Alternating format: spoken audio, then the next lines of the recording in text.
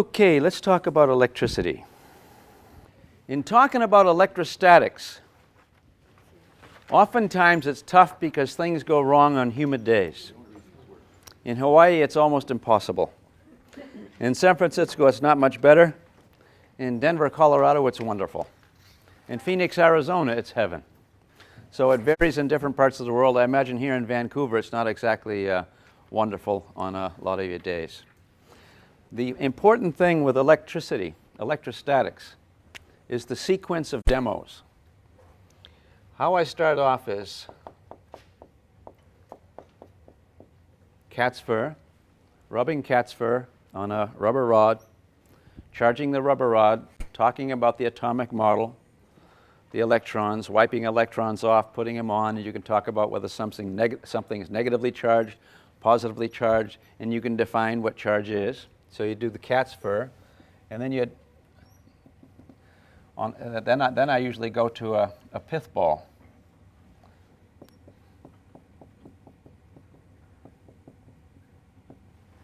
Charge the pith ball, just actually touch it. Electrons will leave your rubber rod, get onto the ball, then come back again, charge again a little bit, bring up, and sure enough, they can see a repulsion.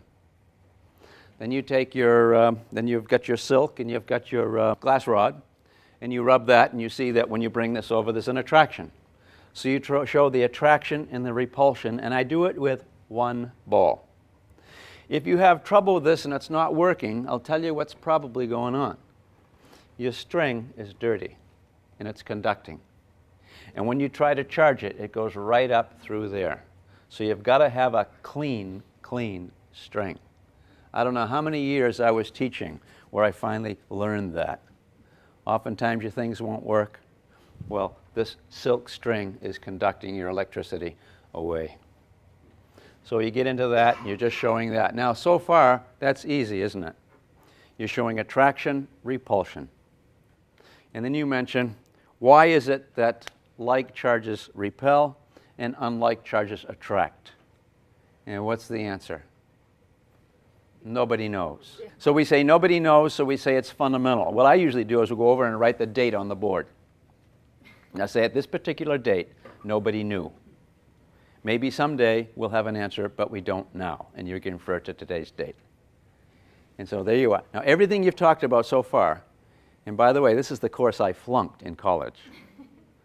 But everything so far is understandable, isn't it? Because you're not going too far, you're not going too deeply. You've got opposites repel, unlikes attract. That's all you've done. Now you go to the electrophysis. And the electrophysis is, you've got a piece of plastic that's round, and I'll show you one a little bit different. And you take the cat's fur and you beat electrons on it. You charge it up. And you show it around and ask the students if they can see the electrons, just gagging a little bit with them. But what you got now is you got electrons deposited on that electrophysis. Then you take your metal pan. The one I have is like that. It's got a handle. I'll show you one a little different. Put that down on the electrophysis. Bring it up. And bring it near the pith ball. And what will happen? Nothing. Because this electrophysis is a conductor, and it's holding its charge. You've probably talked about the difference between a conductor and an insulator maybe before, maybe not. Now you can do that. It's holding that charge. That's the property of that. Oh, did I say conductor? Woo, woo. This glass plate, this plexiglass plate on the bottom, and I use a transparent one that looks just like the plexiglass plate on a Wimshurst machine. It's that thing that it's got two plates like this, and it's got a little crank here, and you crank it around, and you got these two balls on the other side. You got two capacitors here, and then you got the two balls, and you can not drawn properly, but the two balls are the same, and when they're a little bit separated, you can get the little lightning flashes in here. It's a little charging apparatus. It's a Wimshurst machine named after a person, really its inventor, by the name of James J. Does anyone know? Machine, thank you, Peter, yeah. So in honor of James J. Machine, we call this today the Wimshurst machine, okay? And that's your generator. But what I like to do is show that this plastic thing here is very much the same as these plastic things here. And here you have a piece of metal here. You guys all seen these? Little metals embedded in there. They're popular. And that metal is like this metal here, see? And then you got little brushes. The little brushes that take the charge off and put it on these capacitors here to get opposite charges are very much like the charging that you did when you took the cat sphere and beat on it. Anyway, let's get back to this. Now you put it down and you touch it. When you touch it with your finger, it's resting on here. What happens? These electrons will push the free electrons in the plate up your finger and ground them. Now you can introduce the idea of grounding. By the way, everything I'm talking about is spelled out step by step in the instructor's manual. I found out when you're teaching electricity, it's difficult, but if you do it systematically, your students will get it. And that's what I've worked on. And I've got it all in here. And when you get that teacher's guide, you can take a look. And here we are, electrostatics. Starts off, introductions and suggested lecture. And that's what I'm talking about now. And here's where we have this. Here's the Wimshurst machine. And all the descriptions, the do's and the don'ts and all that. And then I'll show you this in a bit. But it's all in there. It's how you cascade your ideas that's important. Now, from here, when you touch this, it's supposed to, a diagram, better diagram, side view diagram would look like this. Peter, is that top thing with the, is it metal or? I don't know. This is a piece of rubber. Or rubber, it's an insulator. It's a handle, okay? And this is metal. We're going to show you in a little bit. And here's your insulator.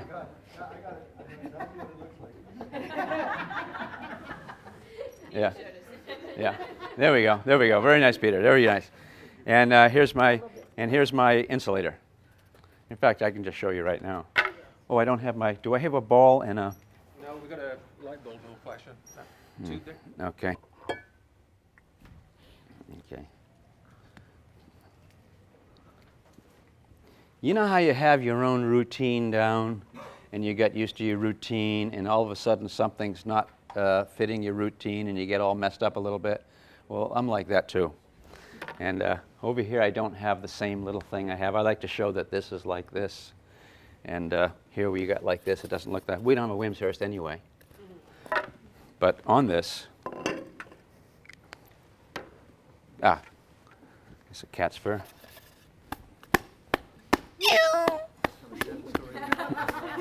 Do we do that together, Peter? Okay. Can you guys see the electrons on there? Yeah. Yeah. Yeah. Blue? Oh, they are blue up here. Oh, all right. Down there we have green ones, yeah. Because our oscilloscope show them. Boom, this is a green right on. Okay. All right. Now that's charged, electrically charged, right? Now I bring this over. I bring it up. And I touch it to here. Nothing. Why should this be charged? It's metal. That's metal. Yeah, this metal doesn't like charge. I mean, it's indifferent, right? This is grabbing that charge really tight. But when I go like this, see that flash? Oh, you don't even need a light. Look at that. Look at that thing flash. You got a little neon tube there? I don't think so. Sorry, we just got down. Okay.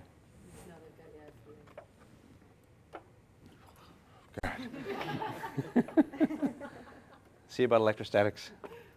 Yeah. But when I touch this, gang, on a nice day when everything is going well,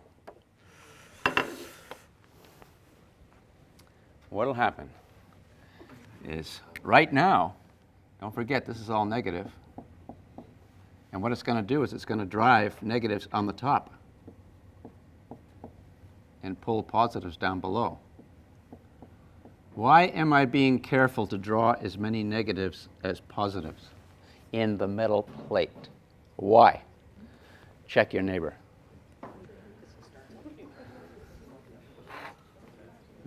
because the net charge on this metal plate is still 0. I have as many positives as negatives, right? Now let's suppose you put your hand here and you touch your hand. Now you touch your finger there, what happens? The charges, the negatives will be repelled up your finger and down your sleeve and onto the ground, and you ground it. Now, this is positive or negative? Positive. Positive. And what you do is you then, after the long check your neighbor routine, you bring it over to your pith ball again, and you show, son of a gun, it attracts. So you've charged this positively. Then you can do as Peter suggests, and you can do this, and you can put your lights out, and you can light up a lamp and keep doing it and doing it and doing it. It's wonderful. And that's the nice thing there. Then you run from that to this and say, this is very complex, but it's the same principles that we have over here. You whirl that son of a gun, you got the two balls here, and all of a sudden the lightning starts to come. Boom, you see the lightning sparks. Then you're talking about static discharge. Then you can make them further, and you can make them closer, and all that sort of thing. Then you can mention that the balls, the two balls on the end there, the size of those balls has to do with how much charge they can carry before discharge occurs. And you can say in a later course you'll learn that the discharge potential, the discharge point, will be directly proportional to the radius of curvature of the sphere. And if you have a tiny, tiny radius, you can't put much charge on there at all. And later on we'll say it has a very small capacity to store charge. And if we have a large radius, and then you point to the Van de Graaff generator, this has a large capacity to store charge. Then you take a little point, like a needle, and you take the needle and you attach it to one of the handles holding the ball, and bring the needle over to the ball, and then put the ball here, and say, when I crank this up, am I going to store a lot of charge or a little charge on the needle? And then give them a hint. Come on, help them along. Answer begins with a L. And what do you guys say? A little. Very little. And it's a sharp, sharp point. Then you start to crank it. And when you crank it, you can say, if you guys see a lightning stroke, I'll give you all A's. And you can say Scout's honor. Because when you're cranking that thing, what happens? Without the needle, boom, boom, boom. Pull them further apart, boom. Put them close together, boom, boom. Now put the needle on there, chung, chung, chung, chung. Guess what happens? That stuff is coming off as fast as you put it on. And you're not going to get that lightning bolt. And that's nice. So what happens? This thing won't start. This thing discharges this side of the thing as fast as you charge it up. Now you're into lightning rods. Now you can talk about lightning rods. See how we're progressing?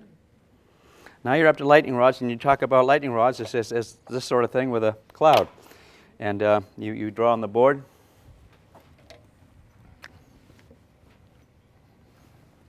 You can talk about most clouds become charged, negative on the bottom and positive on the top. And down below here you have houses. Or not you have houses. Let's suppose you're playing golf. I like to say this one. You're out playing golf with your friends. Okay? Now you know what? The distance between here and here. Oh, by the way, if you have a negative cloud, what's going to happen to the ground below? It's going to be negative too, right? Right? No. The negative is going to be driven down, and you'll have a positive. Now you get opposite charges, just like we had over here, but they're far apart. What if you can make it a little closer? Whap! But you know what? This distance is too much. You're playing golf with your friends. You've got your nice copper little spikes on here to put in the ground like this. And you got a nice copper rod with a point on the end of it. And friend says, we better get out of here. There's a lightning storm going to happen. You say, well, just one last one. And you pull up your club, and what happens? Your club goes up in the air like this. What does the cloud say? Santa Claus has come to town. Because now you got a shorter thing, and bap, there you are, and you get struck by lightning. And many, many people get killed by lightning like that. Then you can talk about buildings. Why are the buildings more likely to get hit than the ground below? They're closer. They get charged too. Which building in the town would be most likely to be hit by lightning? The one that's the tallest. In the old days, what was the tallest building? Church. If lightning is the wrath of God, which building should always be spared? Okay. In fact, there's a whole thing about this. The Unitarian, Franklin was a Unitarian, and you know Unitarians, the woman could wear lipstick. Yeah, you could wear lipstick. Well, Unitarians could play cards, they could dance, and not feel guilty about it. And guess what church was the first one to put lightning rods on? The Unitarian church in Philadelphia. And when they did that, the churches never got belted. People couldn't understand that. And here's the bar room down here. They're usually low level, right? Never get hit, never get hit. So the bars survive and the churches get wiped out. That tipped people upside down. Anyway, that's a nice story. But so what we do is we put a lightning rod on there. Now, what's the purpose of that lightning rod? It's like putting a lightning rod on that little ball over here. Wham, wham. Watch for the lightning, gang. It's not going to happen. So that lightning rod allows this charge to leak off as fast as it's put on.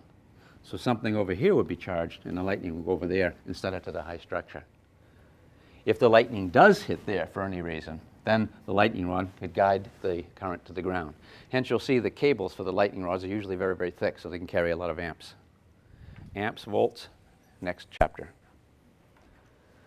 And then from this, then you talk about the small radius of curvature leaking charge, and what's that lead you right up to, gang? The finale, you're getting to the end of your lecture, and boom, the granddaddy right here. Now you've got a big radius of curvature. You can store a lot of charge, and then you can go through and do your Van de Graaff demos.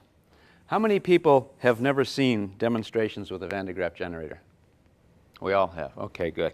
And you know about the one where you can take the lamp like this, and it will light.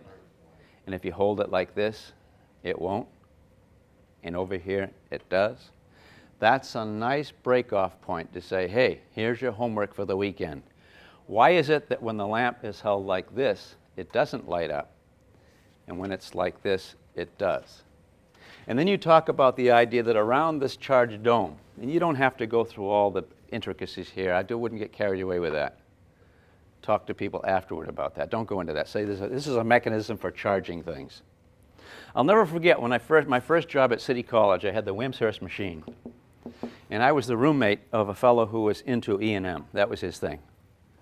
And I tried to figure out how the Wimshurst machine worked. You got the capacitors, and how does this one get positive and this one negative, and which one is positive, which one is negative. And I was studying that, and I went, hey, George, I says, I'm trying to figure out this Wimshurst machine, and I'm kind of stuck. Can you help me? And George says, Hewitt, never mind, it's not important. After you get it all figured out, you'll forget about it, and if you start to teach it, you ought to be thrown out of the classroom, because what you're doing is you're teaching the concepts that happen as a result of having the Wimshurst machine, not the little intricacies, not for a beginning class. So he said, forget about it. So I have a more cavalier attitude to things I don't understand now. It's okay. Just make sure that they're used to talk about the concepts. What if you beat this to death? It's like the fellow that takes the astronomy course, and what he wants to learn about the heavens and the stars, and what's the dude talk about? Talks about the telescope and all the little lenses and all that kind of stuff. He's having a completely different course. He's learning about the tools of astronomy and not astronomy itself. And so again, I wouldn't go through the gist of all this, although there's a lot of good physics in it. But how deep do you want to go? I don't go at all with my non-science majors. I mentioned a little bit about the electric field inside cancels out, and we can get into that a little bit, and that's in your book too. But the main thing is, around here, space is different. And that alteration of space we call an electric field. Then you relate to gravity. Around the Earth, there's a gravitational field. And you can talk about rockets interacting with a field, or you can talk about rockets interacting with the Earth itself. Either way will work. I can talk about this interacting with the little electrons on there, or I can talk about this interacting with the space around. And then I say, where do you suppose the electric field is strongest? Here or here? Take a guess. Here. Yes, here, right on. That's right on. And it's sensible that the further away you get, the less the effect. And so if you get close, the electric field is strong. If you get far, the electric field is weak. And we can measure that electric field by the repelling or attraction effects on a charged particle. In fact, the force on that particle compared to the charge is the definition of the electric field strength. And guess where strong it's going to, so you have more field strength here than here? Is that a hint for why this will light up like this and not like this, but not like that? Write that up, make your speculations, and hand it in Monday, and we'll talk about that. Yay. And that's the end of the class. So your electrostatics is over. I wouldn't spend too much time on electrostatics. So we go from here then to the Van de Graaff, right? And I do bing, bing, bing, bing, bing in sequence. Don't start here, don't start here. Start here, then here, then here, then here, then here, and conclude. And if you do it step by step by step by step, you'll have a meaningful lecture. And I hope you're a little... I found by just using one pith ball, I don't run into so much trouble. You could use two and they stand away. You can have electroscopes. And I find myself more often fumbling around with things that aren't working. And I'm just undoing the whole spirit of the lecture that I want to, the topic that I want to discuss. Real simple question. You said it's often a dirty string. How do you clean the strings? Like use rubbing alcohol or something? I think so. Yeah, I think so. I would say that. Or just new string, yeah. Yeah, but watch out for that dirty string. It plagues a lot of people, and that's all it is. The darn string is dirty. We brought on brand new string. Hey, it works. How come the other one doesn't? We'll put one and one, two together. Clean it with alcohol. Bam, it's all right. And you'll want this pith ball as something very, very light, and it's usually painted with aluminum paint, but extremely light so that the slightest little force will make it move. You can hang ping pong balls if you're in a place where you have a nice dry climate. A painted ping pong ball will work too. That's kind of light. Will a styrofoam ball do it? Yeah, a little styrofoam will work too, you bet. Yeah. Again, nobody learns any physics whatsoever in your class unless it's built upon something they already know. Now, you've already talked about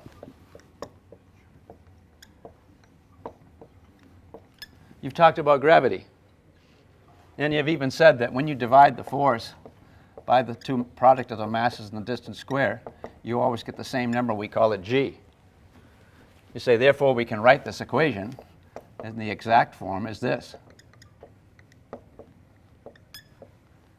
You've already talked about that. Well, now we're going to talk about electricity. A fellow by the name of Coulomb found out that the force between charged objects varied directly as the quantity of charges and inversely as the distance square. Very, very similar. And son of a gun, when we divide that force between the quantity of the charges by the distance square, we always get the same number. We call it k. So we say for the exact equation for electricity, or electrostatics, we have that. Isn't it nice that nature is consistent? Here we have forces between things gravitationally. Here we have force between things electrically. Really kind of nice. And it makes sense. The more the charge, the more the force, the further away, the less the force. And these are all tied together by a constant that depends upon what units we elect. But this is really the physics, and this is a little bit deeper. I like to stay with this as long as I can.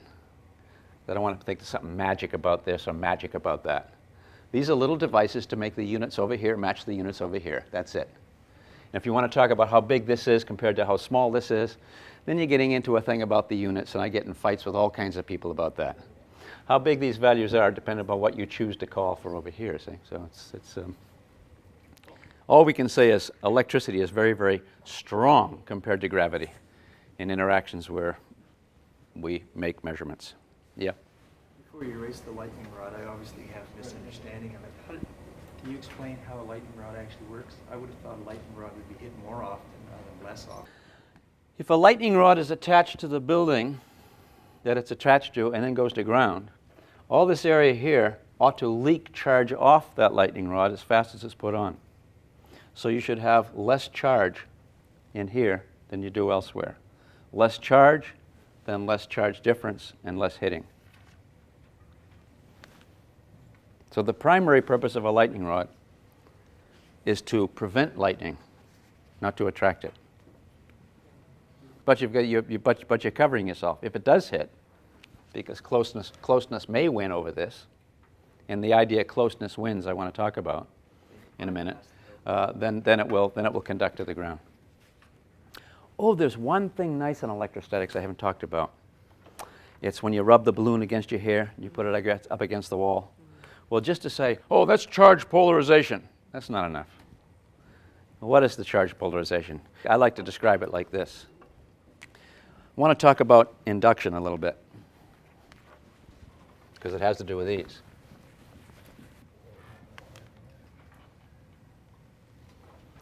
There's my balloon, and my balloon sticks to the wall. But I've charged the balloon up. I rubbed it against my hair, and I rubbed electrons off my hair onto the balloon. Now the balloon is negative. Now I have over here, let's say, a wooden wall. Wood is a good insulator. And in wood, I'm not going to find charges migrating through as readily as they would on a conductor. But what is the wood made up of? The wood is made up of little molecules. Well, let's suppose it's just plain atoms. Here's an atom here. Here's an electron going around. If it buzzes fast enough, the center of the positive charge will be here, the center of the electric charge will be here, and it's a wash. But what happens if I take that atom and put it over here? Let's look at the atom over here now. Ooh, what's the electron going to do? Stay over this way more often or stay over here more often? It's going to be pushed over here. So now what I have is I have the positive closer to the balloon than the negative. Newton's law tells me that the force between things depends upon the distance. So one could say there's just as much force on here as here because there's just as much charge on here as here compared to over here. But closeness wins. This is closer than this. So this is attracted a little bit more than this is repelled. And this is one atom. You probably got 4 or 5 of them in there, or even more. Who knows, right? You got scads of them. And those scads of atoms make it so that what? There's an attraction between the positive part and the balloon, and the negatives are just pushed the other way. When the negative is pushed the other way, we say we have like a dipole. A dipole. And what we have a net charge of 0, but more charge on one side than the other. And a natural dipole is the water molecule. Water molecules are charged more on one side than the other side, and that's a natural dipole. And what's this thing? If you pin it right here and put an electric field, it will turn. If you change the electric field, turn the other way. Turn. What's a microwave oven do? Zap, zap, zap, zap, zap, zap, zap, zap, zap, zap, zap, zap. Makes these things spin. They spin like batons. And they spin like batons. They bump into other things too, don't they? They bump other things and make them move, and there's your thermal energy. And that's how a microwave oven works. It makes use of these dipoles. That's why anything with water in it will cook. If there's no water in it, it doesn't cook, unless you have some other kind of dipole in there. But over here, you've made these into dipoles by inducing dipoles, and then closeness wins. Good old Coulomb's law. Coulomb's law explains a lot. In fact, my nephew, Johnny Suhaki, he's a chemist, and he teaches at Leeward Community College in Hawaii. And we've written a book called Conceptual Physical Science. And my daughter is a geologist. She did the geology part. A lot of you people, how many people know that I have a book called Conceptual Physical Science? Yeah, just 3, 4, yeah. And in that, it's a family type thing. And my nephew Johnny, he's got his FUD in chemistry. He talks all about the chemistry, mostly in terms of Coulomb's law, because this is for elementary type kids. That gets only a little bit into the quantum, and most of it's Coulomb's law, where closeness wins. And really, when you think about it, all the chemistry that's going on in an atom, what are the forces? They're all electrical. What other kind of forces? Name them. They're electrical. Give me the bondings. What are they? Electrical. What else? Nuclear? No. Electrical. So what's chemistry all about? Electricity. So why is it we should study electrostatics before we take chemistry? Come on. It's all electrical. So Coulomb's law will go a long way. And then the Coca-Cola can running. Oh, the cola can now. The cola can's not an insulator. What's happening there? Take the cola can, you ripe it up and follow along with it. Here's your cola can. Here's your charged object here. I suppose it's plus. What's the plus going to do to the can? Is the can made out of metal? Mm-hmm. Any electrons in that metal? Mm-hmm. Depends what kind of can, right? How many say all cans? Not everybody, but most of us, yes, good. All cans have electrons in them, okay? Now, where are the electrons going to go? Where are the protons going to go? On that side. And they'll stay on that side too, won't they? Right? And you turn it quick, they'll still stay there. They'll slosh. No matter how you turn it, the charge will be like this. Now, which wins? This is being attracted, but this is being repelled. I mean, this is being attracted, this is being repelled. And so you'll find the can will always follow along with you. Ain't that nice? And you'll always find with the induction things, it's always attraction. See? Because you're getting, these are closer than these. So don't miss that point when you're talking about that. Which ties to this, which ties to this. Always relate whatever you're talking about to first principles when you can. And with electrostatics, here's your first principle right here. Why that's true, nobody knows. So we call it basic. And tie everything to there if you can. Then you have cohesiveness. Otherwise, the kids get a big show of all these things, but if you ask them to tie them together, they can't do it. So you be sure to always tie things to the first principles. Now, when we do this and we leave that off, that sets us up to talk about electric currents. It's easy to see that we have a closed system here consisting of a pipe filled with water. And over here, there's a pump that keeps it flowing. And over here, we have a battery, which is what? It's an electric pump, which is going to keep the flow of electricity flowing. Here we have an off and on valve. Over here, we have an off and on valve called a switch. You know, when you go to the hardware store, you can buy a water pipe, and that water pipe is always empty. But when you go to the hardware store to buy an electron pipe, the pipe comes already full, because the electrons are already in it. So over here we have a water-filled system. Here we have an electron-filled system. And they both work pretty much the same way. And where there's a high resistance, it takes a greater pumping effort to get the water through. Where there's a high resistance, it takes a greater pumping effort to get the current through. So both things are flowing. We can talk about water flow, so many drops per minute. We can talk about electron flow, electric current, so many charges per second, say. Or we could talk about the unit of charge, which is called a Coulomb. Okay, so many coulombs per second. In fact, we have a name for it. 1 Coulomb of charge passing by a point in 1 second is called 1 ampere. Okay? So an ampere would be the flow of electrons flowing in a pipe. It could be the flow of protons flowing. It could be the flow of any kind of charges flowing. The number of coulombs per second that pass some point defines how many amperes pass that point. So current is the flow of charge. Voltage is the electrical pressure. Electrical pressure. You know, mechanical pressure is force per area. Well, electrical pressure, voltage, is energy per charge, per quantity of charge. Q for quantity of charge. So the electric energy per charge, that's what voltage is. This is a battery that is rated for 12 volts. What this means is when current flows through there, it'll give every unit of current 12 joules of energy. So it's 12 joules per Coulomb that this battery is capable of pumping. That's what it will pump. It's a pump. And if you want to understand how this pump works, talk to your chemistry teacher. But it's just a pump. And all it's going to do is supply electrical pressure to a system.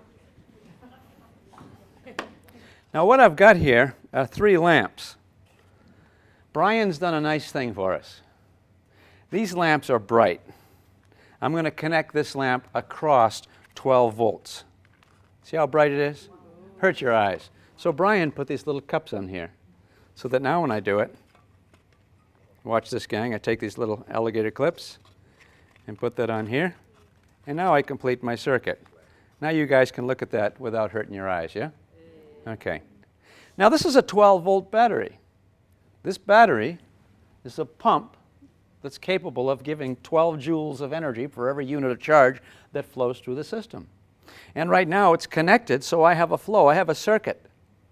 In my circuit I have electrons coming down, over, up, through here, through the filament. Ooh, when they get through the filament, it takes a lot of energy to get through. So the energy of pumping these electrons through is really concentrated in the filament. And so the resistance to flow is almost nothing with the circuit except in that resistance, because that wire is so skinny. And you've all looked at the wires in the filament before. They're skinny, very difficult to get the flow through there. And so they heat up. They heat up and they get so hot that they give off light. And that's what we're seeing right now. And this is the frequency compared to the temperature bit. High temperature, high frequency. High enough frequency that you say, oh, it's glowing. Let me ask you a question. Is this glowing? Yes, but the frequency is so low that if I turn the lights out, you wouldn't see it. Everything glows. But most of the energy is concentrated in that lamp filament. Now I have a current going through there. It turns out how much current flows through there depends upon how much pressure is being exerted. Is that a surprise? Oh, I forgot the worksheet. We should have done the potential worksheet first. Before I continue with this, let's establish the idea of potential. Now, how do I unhook this? Carefully. Yeah. Oh, I go like that. Oh, this will surprise your students, too. Watch this, gang.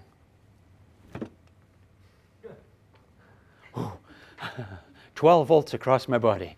No big deal. Because, you know, these 110 volts in your wall outlets.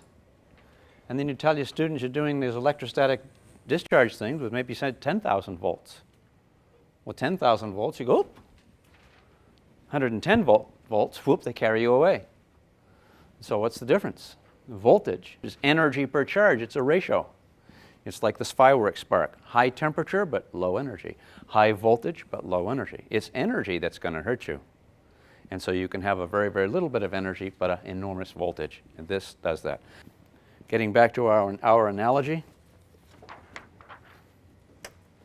here we have 3 lamps. We have our battery. Well, here's our battery, and this is 12 volts no matter what I do with it. If I put it on the floor, if I put it here, bring it across the room, it's 12 volts. And you people know that across the terminals here you have 12 volts. Now what Brian's done is he's put a couple of rods on here that just extend the terminals. You know what this means? I can light a lamp up right at the top. I can light that lamp up, and I could put this thing on the other side of the school if I wanted to. I could just keep extending these things and bring them on the other side of the town.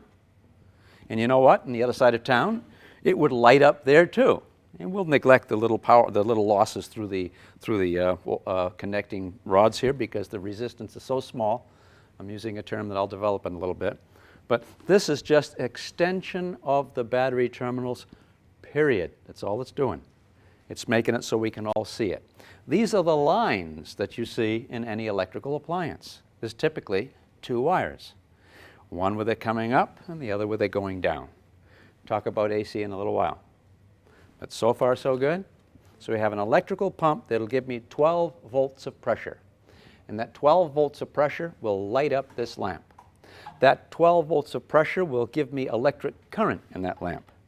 And what I want to do now is I want to write on the board here, current I'm going to say is I. As Peter says, don't blame me, I didn't think of the symbol. But we use the symbol I for current. And the units, amps.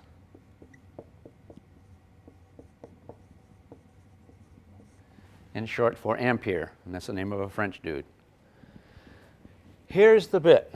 The amount of current you get in that lamp is directly proportional to the voltage impressed across the ends of the lamp.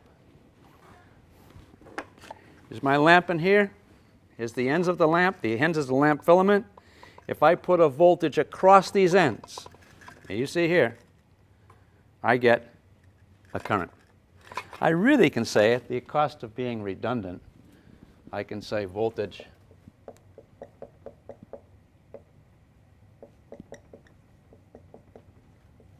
difference. I've got to have a voltage difference across the ends of the lamp. Because right now I have a voltage here but none here. How about like this? It's funny, it's not lighting up. Peter, is there something wrong with this? Yeah, try the other one. The other rod. Oh, okay, yeah. Okay. The lamp's blown. Do you have a spare lamp, right? Yeah, something's wrong with the lamp. Put the other one on the other side, then it'll work. Oh, the other one. All right.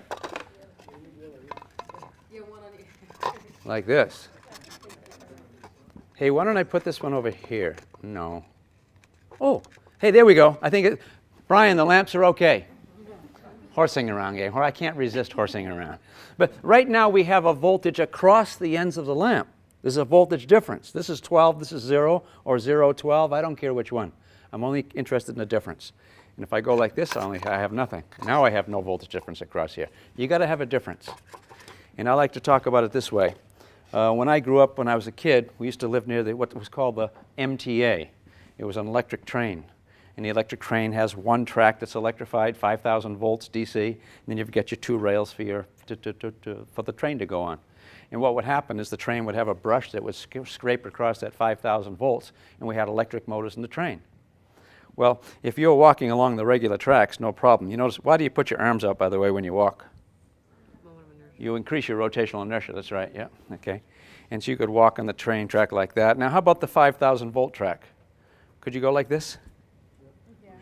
Are you going to be okay? Wait a minute. What's the voltage in this foot? 5,000 volts. What's the voltage in this foot? Now what happens if I go like this? Am I okay? What's the voltage difference across my body? No. Now what if I get down and touch the other track like this? What do we call it? Death. That's right. Because now you'll have a 5,000 voltage difference across your body, and that voltage difference is going to give you a current. All right? And the current's going to fry you. And it's not a balloon. Say again? This is 5,000 volts, which is not a balloon. Oh, no. This 5,000 volts is maintained. Yeah, a lot of energy flows, and you get really, really hurt. Except I remember the time. It's a true story. My first job when I got out of high school was an errand boy. And I was an errand boy in Boston.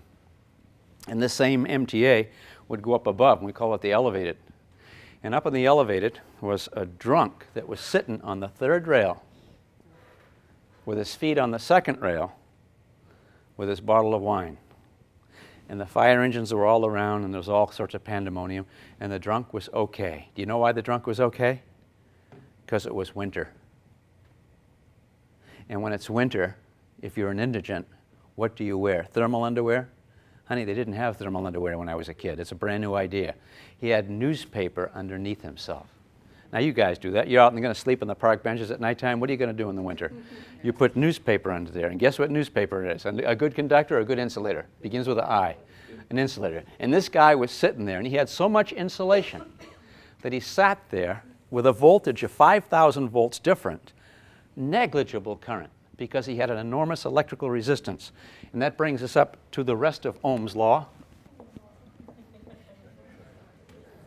In fact, instead of writing voltage difference all the time, I'll just say that V for a current flow it implies a voltage difference. How much current you get is going to depend upon the pressure and how much resistance. It's sort of like acceleration, force per mass. It's like density, mass per volume. I like ratios. It's common to write Ohm's law like this. So you say, what's voltage, kid? Well, voltage is energy per charge. No, it isn't. It's current times resistance. Oh, yeah, that makes sense. Yeah, I see. So voltage is current times resistance. I got it. Voltage is current times resistance. What's it saying? The more voltage you get, the more resistance you'll get. What is this? This is giving the wrong message. This is true, but it's not conceptually useful. This is much more conceptually useful. The amount of current, the more resistance you get, the less the current. And the more voltage you have, the more current you'll get. And how much current you get flowing through any circuit will depend upon the balance between the voltage and the resistance, or the ratio of the voltage to the resistance. So I think this is a very useful way to put Ohm's law. When you're doing Kirchhoff's rules, okay, you write it like this, and you can go through your little numerical thing. But to get the concept, I think this does it. At least that's my bias. I like ratios, one thing compared to another. Now let's look and see what happens over here. And let's see what our circuit is, too. Our circuit is just coming through here. Huh? Look at over here. When I close this switch, when I close that switch, I'll have current flowing through here. And there's my circuit. And for that circuit, the amount of current that flows in that circuit will depend upon the voltage and the resistance. And now I've got 3 lamps all ganged up. And so when I get all 3 lamps ganged up, let's hook 3 lamps together. And we call this in series. Now, when I connect these from here to here, is it going to glow brighter or not so bright? Check your neighbor. Not so bright. Because what am I changing? Am I changing the voltage? Not across all 3 lamps. But now I've got what? Look at that. Very, very little current. Less current. And then we're making an assumption here. The more the current, the brighter the lamp. And it turns out they're comparison. Every lamp is like a little ammeter, like a little current meter. And so we have dim lamps, we have low current, we have bright lamps, we have high current. So now my current is reduced. Because what I've changed in my relationship is the resistance across the lamps. Here's another thing. If I have 12 volts between here and here, how many volts will I have between here and here? 12. Begins with 12. 12, right? For every Coulomb of charge it flows from here to here, how much energy is dissipated along the way? 12 joules, that's right. How much in one lamp? 4. How much in the other? How much in the other? What's the voltage drop across each lamp? 4 volts. And what does 4 times 3 equal? And so I get 12 across here, and I'm dividing it among here, here, and here. Notice, gang, I got equal resistances. Why? It's simple. It's easier. Yeah. Do you want to challenge your students? Challenge them later, not so soon. I told you about that time the guy told me at one of the meetings, he says, Hewitt, I'll tell you what's wrong with your book. It's not challenging enough for my better students. That's what's wrong with your book. Here's the answer I thought of the next day. Well, why don't you take some white ink or something and just splatter it on the pages and tear some pages out and smudge them a little bit. Then it will be challenging. I don't want to challenge the kids. Let them have a course that's not a challenge. Let them have a course where they're learning something. They don't have to all the time be doing push-ups beyond their ability. That's my view. If they can learn this simple stuff, I am happy. And if they can learn it without really straining themselves too badly, good. That means they're smart. And the ones that aren't so smart have to try harder. But by gosh, I want to get them all up so they can all do these practice sheets and all talk about this and all leave the course feeling they know something. And someone say, but what you know is only with simple figures. Everything was designed so you could get it easily. They say, that's right. I had a teacher instead of an intimidator. So be that, yeah? What if I have 2 lamps, gang? And what happens? Now I get to it. It's a little brighter. And what's the voltage across both lamps? 12. What's the voltage across each lamp? 6. Can you see that? Okay. And there we have it with series circuits. Now, that's not the interesting part of this device, is it? The interesting part comes. How many volts are across this lamp? How much current is across this lamp? No such thing. Wrong words, gang, wrong words. I talk about current flowing through a pipe. I talk about pressure across the ends of the pipe. I talk about current flowing through the branch. I talk about pressure exerted across the branch. So across voltage, through current. The current is flowing through that lamp, all right? And it's flowing, do you know how many? Oh, by the way, the resistance of that lamp happens to be 1 ohm. Yeah, 1 ohm, yeah. Can any of you guys figure out what the current in that lamp is, knowing this is a 12-volt battery? Try that, and 10 minutes later, we'll continue. And what's the answer? And you see already I'm introducing an idea pedagogically. I'm off. I should have introduced that idea back in there. And I should have had 3 times the resistance and asked for how much current. See that? You see I'm off with you guys? Good teaching is cascading your ideas one step at a time. And if you cascade your ideas one step, then the next proper step, then the next proper step, and you've got your kids engaged, learning is taking place. What goes wrong in classes was what's going wrong right here, and I'm demonstrating poor teaching. I'm introducing an idea of the amount of current flowing through the lamp when I start to get to my parallel thing. I should have introduced that before. Okay? So forgive me for that, but you guys are on there. Good teaching is knowing how to sequence ideas. That's what it's all about. And it takes a lot of thought, and that's what your preparation is when you're making your notes. When I first started teaching, man, the amount of time I put into my lecture notes was enormous, because I wanted one step to follow the next, the next, the next, the next, and that's very difficult to do. It takes a lot of time. But if you get that down, then that's the definition of a good teacher. The correct sequencing. So right now, if I have 1 ohm resistance, 12 ohms, 12 volts divided by 1 ohm, man, I got what? I got, how many amps flowing through there? 12 amps. I got 12 amperes flowing through there. 12 amps going through here. Yep. Now I'm going to put another lamp over here. What's it going to do? What's going to happen to the brightness of this lamp? Before, the brightness went down. This time, why is the brightness the same? How many volts across this lamp? How many ohms for this lamp? What's the current through this lamp? It's got to be 12. I'm not going to run over through the number work with you guys. I would with my class. I do it every time. Pretty soon they start to get bored. That's okay. Tell them the water will get deep. I want you to be with me when we go to deeper water. All right. Now let's try this one. And let's try this one. So what's going to happen to the brightness of these lamps now?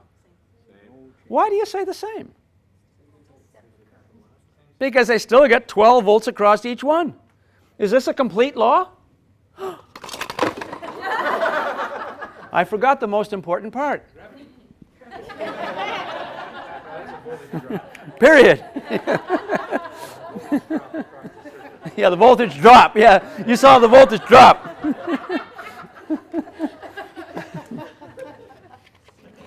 Yeah.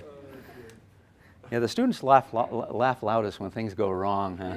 And man, is that easy in a physics class? Huh? No matter how much you want it to go right, boom. Okay. But anyway, I do this and I can have all 3 of these up here, and the son of a guns are all lighting the same brightness. Well, am I going to go into a big deal at this point about the internal resistance of the battery? That would be challenging to him. Why don't I introduce that right now, and I can make it really confusing. But my better students will be with me, right? Shall I do that? Shall I? Because I want small classes. I want to teach the 12th grade a handful of kids. That's what I'm going to do, okay? No, don't do that. Good teaching is also knowing what to leave out. Don't try to cover everything, not right away. Get them up, get them up, get them up. And when they're in the laboratory, Howie then can talk about the internal resistance when they start to find out they do start to go dimmer. And that has to do with something that we're not going to talk about now. But anyway, I get these all up here. Let's just get 2 of them here. And let me ask some questions, gang. How many amperes flowing through this one? 12 amps. We covered that, didn't we? That's because we have 12 volts across 1 ohm. How many amperes flowing through right here? 12. But this part's not lighting up. The amperes are flowing through there, but the energy's dumped down here. But the current's flowing through there. It's flowing through that clip. How many amperes are flowing from this clip right down through here? Begins with a 12. 12. Very good. How many amperes flowing down through here? How many through here? 12. How many through here? Begins with a Z. 0. Why? It's not part of the circuit. There's no electrons flowing up here. The electrons are being pumped from here and they're coming up, boom. It's like if I put extra water pipe things that led nowhere. No, there's my circuit right here. Here's my circuit.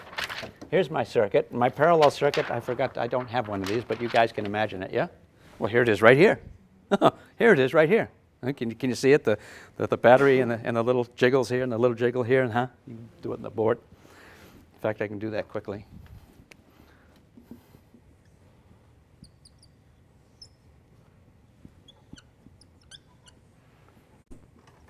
12 volts, 1 ohm, 1 ohm. And I can talk about that. Okay, here we go down. Okay, 12, 12, 12, 0, 12.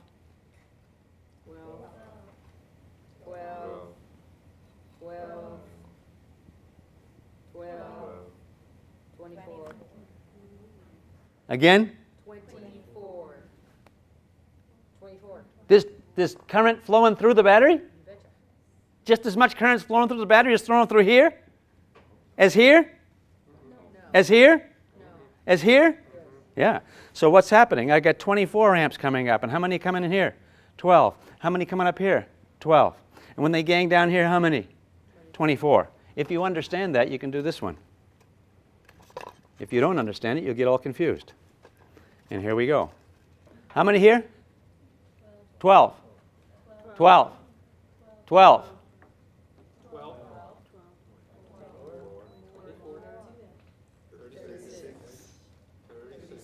You understand that? Good. Okay, gang, now I'm going to hook this over here. What's going to happen to the brightness of this lamp when I connect it? Nothing. Hey, how come these lamps aren't as bright as this one? Let's try a current thing again, right? How many amperes flowing through here? 12, How many through here? 6, 12, I told you the water would get deeper. Check your neighbor. How many amperes flowing through here? Come on. Is it 6? Because you got twice the resistance. You've got 12 volts, twice the resistance, so you have half the current. So you get 6. 6, 6, 6, 6, 6, 6, 6, 12, and 18. ooh, beautiful. How many through the battery? 18. Wonderful. I want to talk about a couple of places where there's a glitch, and sometimes when you're new at teaching, you can get trapped. I want to talk about transformers.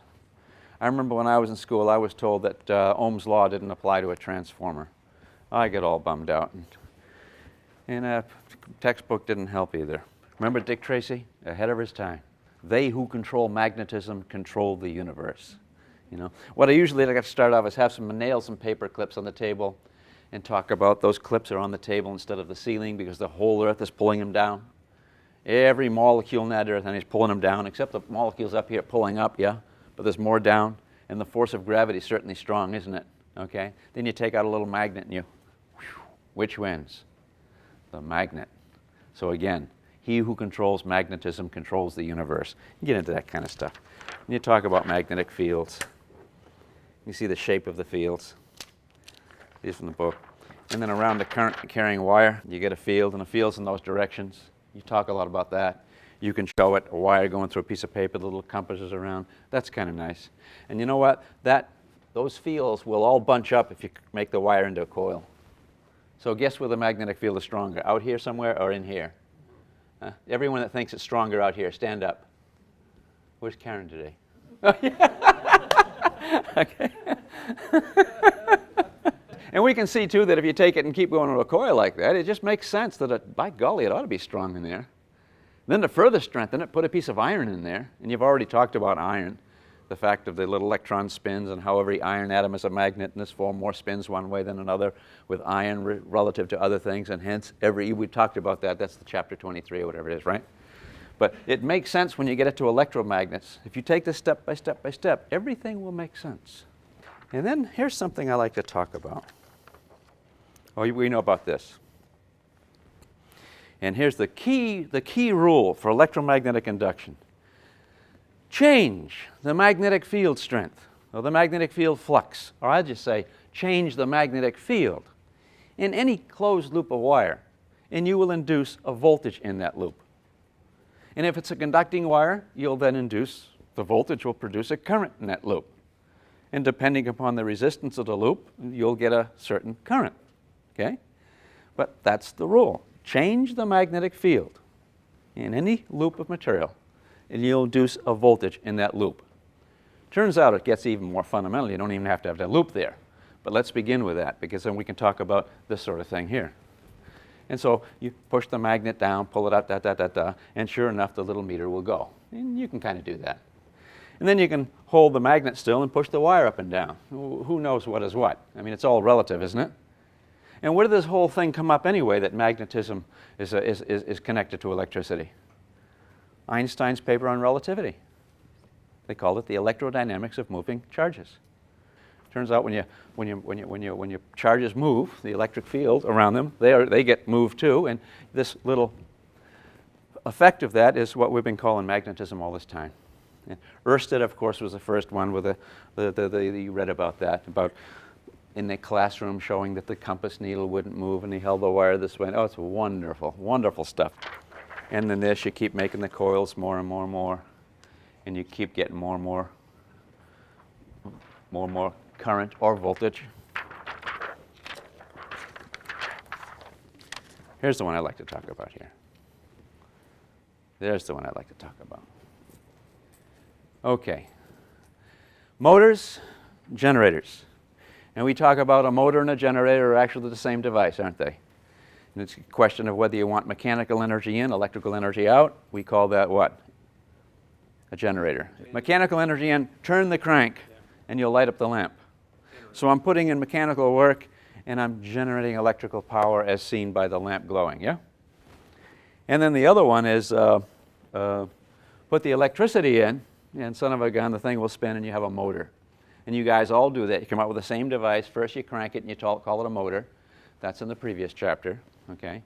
And what's going on there is that just when you have a wire in a magnetic field, the wire will pop out if a current's flowing through it. Turn the current around, it'll go the other way. And then here, if you'd like to get away from physics, and you'd like to get nice distributions on your quizzes, and you'd like to spend a lot of time on tricky stuff, and that way you can avoid the physics, get into the right-hand rule and make a big deal out of it. Oh, make a big deal out of the right-hand rule. And man, you can trick those kids every time. Even the bright ones will get mixed up. So that's what you can do. The book doesn't even talk about the right-hand rule, does it? Not this book. Screw the right-hand rule. Who cares? What you want to know is that we have a sideways force here for the first time. Here's your magnetic field in here, and who cares which way it goes? I don't care which way it goes. But you know it's between the poles. And if you have a current going through there, perpendicular, you'll get the maximum force. Turn the current around, it'll go the other way. And I don't make a big deal. Is this the North Pole or is this the South Pole? Who gives a sweet, you know? That's not the idea. The idea is that there is a force there. And that force is a perpendicular force, perpendicular to two things. Maximum force, perpendicular to the current, and perpendicular field, and here you have this. Now, when you get into cross products, here's where it means something. But you're not going to get cross products with 9th and 10th grade kids. At least not my 9th and 10th grade kids. I'll do that later, or maybe in a separate session. The key is not to overload people as the material is being presented. Don't cover every little case. So that's important, but that's an effect unto itself, isn't it? And you show that when you talk about the chapter on magnetism. That it turns out that wire carrying the current has a magnetic field around there, isn't there?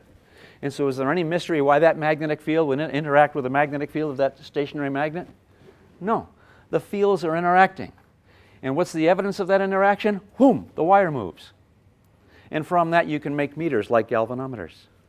And then you can put little commutators. You can make it go all the way around. You have a motor. And this sort of discovery here, change the world.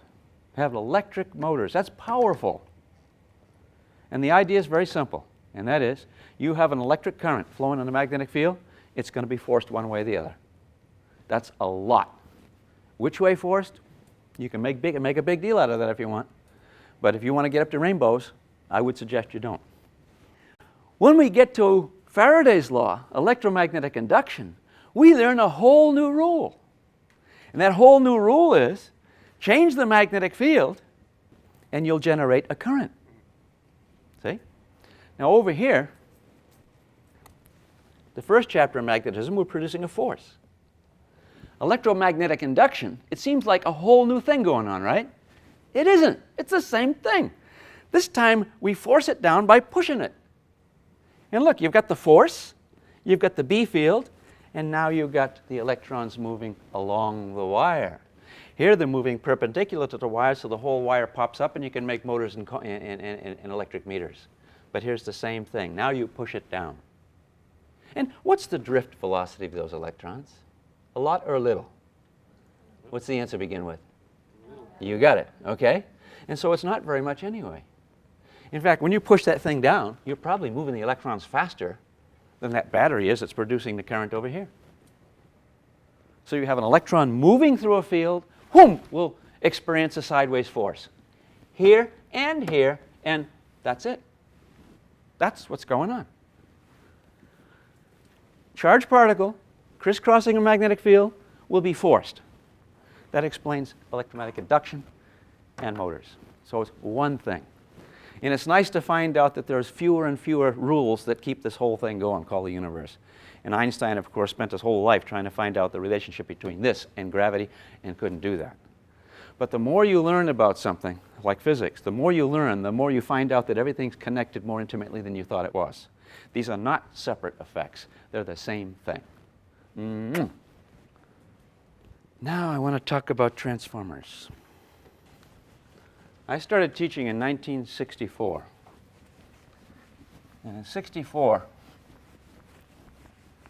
I was teaching with a book that was very, very unsatisfying when it came to electrical transformers. And I remember when I was a student, I was bugged about that too. Because I thought Ohm's Law is so nice. Ohm's Law just gives you a nice connection between the three things, you know? Nice, they're all connected so nicely. And that means that in any particular circuit, you increase the voltage, you'll increase the current. Increase this, you'll decrease the current. That is so nice. That's so satisfying. And isn't it nice how it fit in here and all? I mean, it's, there's our rule, at least for moving charges, huh? And then we get to transformers.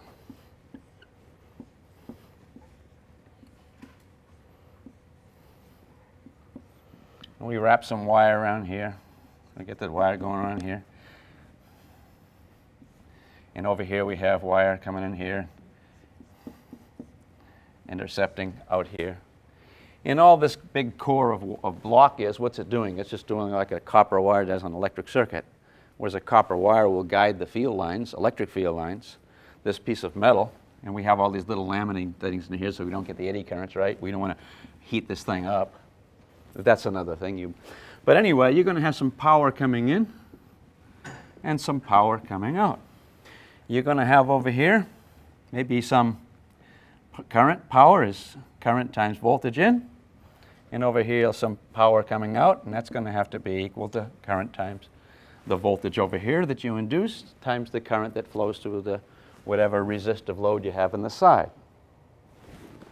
Okay, you guys know about this. You guys know that if you put a whole lot of turns here, and only if you put a few turns here, let's try it this way.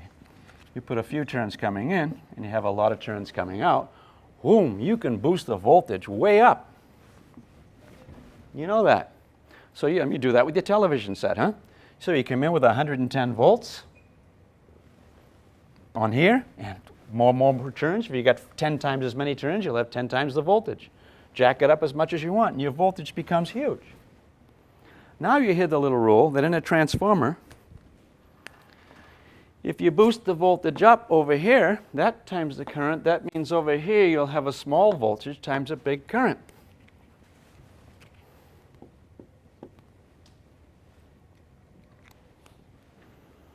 Now you keep boosting the voltage up, the voltage up, the voltage up. The student says, what happens to the current in that secondary? Oh, the power is the same, so the current goes down. Does that bother you? I boost the voltage up, the current goes down. Oh, I got 5,000 volts over here now. All right, take that 5,000 volts and hook it to a lamp. What happens to the lamp? You got no more lamp. Hey, I thought the current goes down over here. If the voltage is so high, how does that lamp know where the voltage came from? Doesn't that lamp say, hey, you give me the voltage, I got the resistance, I can tell you the current flows through me. What are you talking about the current is low? The current is enormous. Check your neighbor. How do you get out of this little trap? Do you see that there's a trap here? There's an inconsistency? I remember I was in prep school and I asked that question. But If the voltage is so high on the other side, won't the current be high too? No, no. Voltage times current equals voltage times current. Well, how about Ohm's law? Well, Ohm's law doesn't hold for, AC circuits and transformers and things like that. How does Ohm's law, come on. I was all messed up. And so what I did is I wrote up 3 or 4 pages on that and explained it, and that was the beginning of conceptual physics. And then I wrote up some more pages too, which had to do with why does a satellite stay in orbit? And the book I was using showed mg and mv squared over r and equated the two. And when mv squared over r is sufficiently strong, enough to counteract gravity, then you stay in orbit. I didn't like that. And I didn't like the transformers, and that's where this came to be. Because I wrote those two, and then I wrote a thing on sonic boom, how the sonic boom works, and that became popular. And that finally came into becoming conceptual physics. Then I started writing like mad, and that's where we are. But in this one here, I think there's a lot of people teaching that when the student asks, gee, if the voltage is so high over there, shouldn't the current in the element that the voltage is connected across be high too? What would you say? How many people say, yeah, it's going to be high too? Yeah, it'll be high. In fact, if you double the voltage across the lamp you're lighting, you get twice the current. Transformer or no transformer? How many people say, yeah, I think that's true? 1, 2, 3, 4, 5. We haven't talked about the resistance on that side at all, have we? Oh, whatever resistance you have. You've got to have some resistance. You've got to have a load over there. Now you've got a load there. Ohm's law breakdown. Here's the claim in case we're not understanding what's going on. You have a transformer that will increase the voltage very much. But you're told since power in equals power out, if the voltage increases, the current's got to be less. So let's suppose I put twice as many things on here and I got a lamp over here. Now I even double the voltage. Oh, my current will go way down in the lamp. It'll be very, very dim, yeah? No, come on. Something's wrong here, gang. Is it true that when you boost the voltage up, the current will go down? You've all heard that. Down relative to what? Current going in. Yeah, down relative to the current going in. That's what it's down relative. And that's something that wasn't clear to me for years. This current is small compared to this. If you double the voltage, you'll double the current. And that double current then will be met by greater current. No, now I'm getting mixed up. Now I'm confused. Can someone else come up and wrap this up? Hewitt's running out of gas. I want one of you people to come and wrap it up. We did this yesterday and it was wonderful. You're going to have to draw more power on the input side. That's right, that's right, that's right. So that the current coming in also increases. That's right. The current coming in will increase like mad. Yeah. But you know what? That current times the voltage over here will always equal the current times the voltage here, and Ohm's law reigns. Ohm's law is okay. So it's not the power that's fixed. No, the power is not fixed. No, the power in is not fixed. the power is not fixed. No. What's fixed is the relationship of how the two V's are, and you can get that with your little thing about your coils and all that bit, okay? Get a brown when you're trying to draw too much. When you're trying to draw too much current, Over here, then this gets, that's right. whatever. That's when you get a brown. Yeah. Because the generators can't match that That's right. voltage drop. To say you have a high voltage means that over here, and that's at the, and you start with a low voltage and you end up with a high. Whatever current you have here will depend upon what resistance you have on your load. And there's where your Ohm's law will tell you how much current you're going to get. Now that tells you how much current is going to flow in here and what you pay for anyway when you get your meter going. You pay for the amount of current that goes through. Your meter measures the electron flow through there. So that current goes up. So to say the current goes down is to mean the current goes down compared to what this goes up. But better to be able to say as you increase the voltage, you increase the current. Rather than emphasize as you increase the voltage, the current goes down. That's usually the emphasis. This current is always less than this. But if you increase the voltage, the current will go up too. And where it's paid for is this current goes up even more. So that's a little sticky part, and I think that's worth talking about.